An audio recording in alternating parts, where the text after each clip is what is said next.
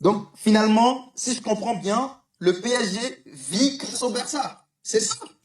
Il n'y a pas de souci, on accepte.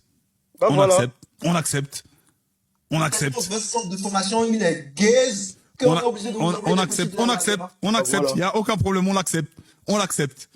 On accepte. Mais ce qui est sûr, c'est que quand on met une quicheta dans vos gueules, vous fermez votre gueule et vous prenez la quicheta. On fait vivre votre club. Vous devriez nous remercier. Je vais te dire un truc. On est comme vos darons. Peut-être que je suis ton daron. Tu le sais pas, peut-être que je suis ton daron. Bah, Peut-être que je suis ton daron parce que c'est nous qui vous finançons. C'est nous qui vous finançons. C'est nous qui vous écoute, Noah, je finançons. te dis. Écoute, Noah. Écoute, Noah. Le fait que le PSG ait négocié le transfert, C'est parce que ça nous arrange plus. Ah Vous, bah le oui. PSG. Bah oui. Ça vous arrange plus. Je t'explique. En droit fiscal français, quand tu lèves une clause d'achat d'un joueur, tu es obligé de payer x2 pour les impôts. On en a On rien. dirait Oh, le crack générationnel est rentré aujourd'hui sur le terrain, les gars. Les Barcelonais, vous pouvez ouvrir le seum, je m'en fous. Comme c'est bizarre, pourtant les Barcelonais avaient sorti une fausse rumeur en disant qu'il avait rejoint les U21. Complètement faux, les gars. Aujourd'hui, classique, il rentre et la vérité, même lui, il a fait tourner la tête aux Marseillais. Techniquement, wesh, il est archi à l'aise avec le ballon. Vraiment une bonne vision de jeu. Il arrive déjà à bien coordonner avec ses coéquipiers alors qu'il ne les connaît même pas encore. Les Barcelonais, en fait, arrêtez d'avoir le seum, les gars. On a récupéré votre crack, on l'a vu aujourd'hui. On a vu, il a fait une superbe entrée dans le rythme directement. Il se faisait casser en plus de ça, mais il se relevait au calme. En plus de ça, il a été inscrit à l'UEFA. Donc, les gars, arrêtez de mentir parce que là, ça sent trop le seum. Je vous l'ai déjà dit. C'est El Flaco, c'est-à-dire qu'il est longiligne, il fait 1m80, il a une grosse technique, il a un pied droit, c'est un joueur petit périmètre qui est capable, supervision de jeu, il vient à peine d'avoir 18 ans. Ouais. C'est une perte pour la Masia, ils n'ont pas su le tenir, il lui restait 6 ans.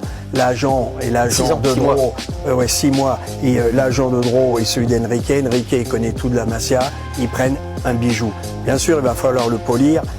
Il va rentrer, déjà il va faire au moins 6-7 matchs, à mon avis, en tant que titu en championnat. Titu? Non, en championnat. Ouais, Titu.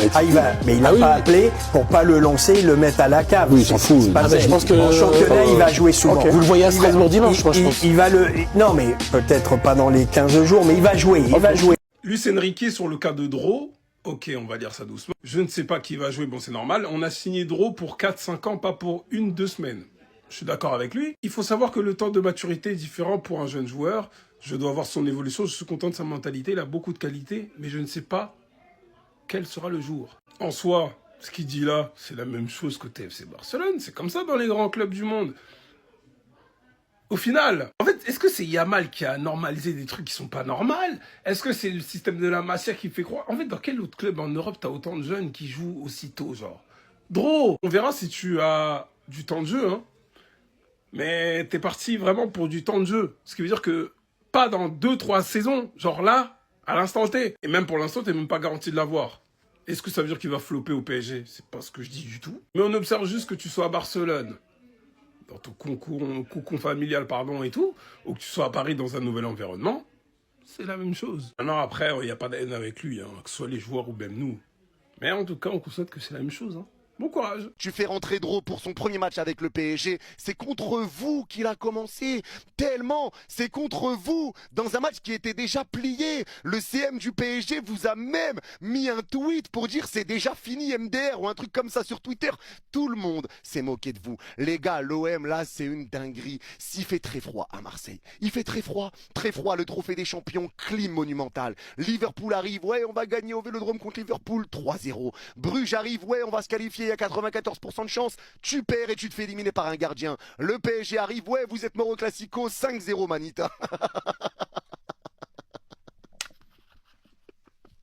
Trembler, revoilà les Marseillais. C'est plus, les Marseillais sont en train de trembler tellement il fait froid à Marseille actuellement.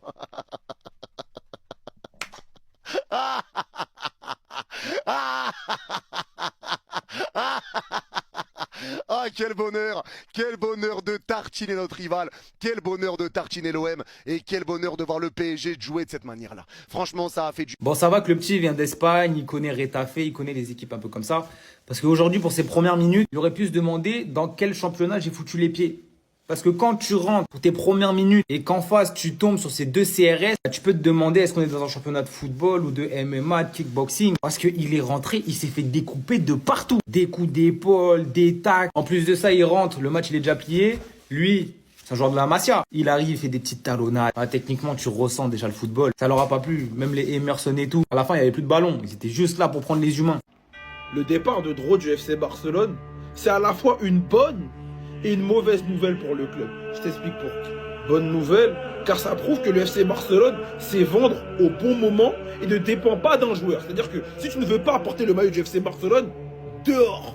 Sportivement, ça libère du temps de jeu, ça libère aussi de la masse salariale parce que le FC Barcelone a besoin d'argent. Mais c'est une très mauvaise chose et une très mauvaise gestion de la part du club, car c'était à la fois un joueur fiable, polyvalent et qui incarnait le futur du FC Barcelone.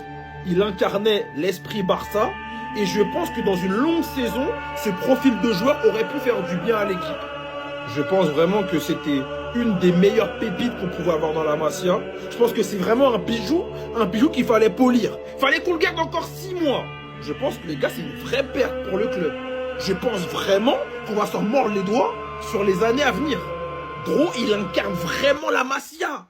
Flaco, très frêle, très technique, à l'aise, balle au pied. Non, les gars, je pense qu'on a perdu une vraie pépite. Non, je vous le dis, on a perdu une vraie pépite.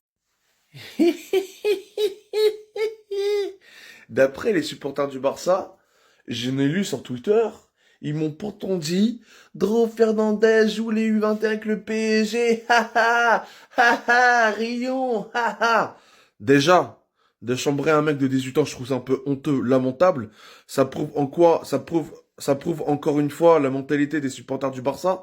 Et là, je viens de voir sur Twitter, Dro avec le PSG en Ligue des Champions, le Paris Saint-Germain intègre Dro dans sa liste officielle des joueurs pour la Ligue des Champions.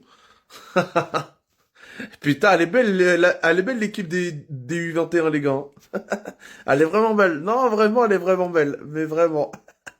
Il avait parlé de revanche. La prochaine fois, vaut mieux réfléchir 2 fois. Ou plutôt 5 fois, comme la Manita infligée. L'entrée de Dro met la performance de Dembélé, les gars. Ici, on était tous choqués. Et pourtant, les gars, on oublie trop souvent que ce mec est ballon d'or. Mais le revoir aussi dévastateur sur son côté droit à base de crochet, éliminant d'une facilité. Medina, latéral à qui il a infligé ça, qui avait cité pour moi aujourd'hui c'est une revanche. Récidivant en appliquant la même chose sur la surface. Et venir lâcher ce missile en pleine gueule sur le gardien. En continuité du premier but qu'il avait déjà marqué. Au bout d'un moment, faut juste s'asseoir. Parce que je reconnais bien le Dembélé doit partir de janvier.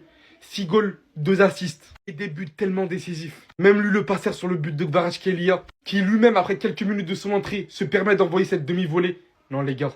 Derrière c'est le but de Lee Kang-in. Derrière c'est le 5-0. C'est la Manita. Derrière c'est l'entrée de ce crack.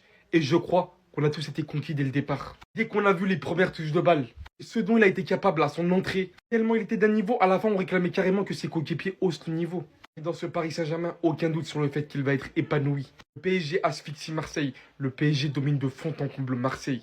Le PSG enfonce encore plus Marseille dans le classement. Et encore une fois, cette saison nous montre qu'il n'y a absolument aucune rivalité.